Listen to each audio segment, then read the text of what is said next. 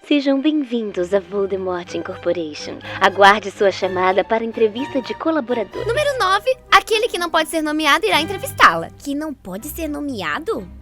É claro que eu possuo um nome. É Voldemort. Voldemort? Que lindo! Soa bem. Parece que foi feito pra Halloween. Que atrevida. Talvez você possa se encaixar como uma comensal. Comensal? Putz, eu adoro comensal. Como é difícil achar bons funcionários. Não tem ninguém qualificado nesse mercado de trabalho. Mas vai ter que ser essa porta. Você tem que provar que é digna desse cargo. Requisito 1. Você quer se tornar a melhor bruxa do mundo? É claro que quero! Requisito 2. Você quer fazer qualquer coisa para se tornar poderosa? Sim, sim, sim! Então vamos para a primeira dinâmica. Chute esse cachorro. O quê? Você precisa provar que faria qualquer coisa para atingir resultados. Nem que seja uma pequena maldade.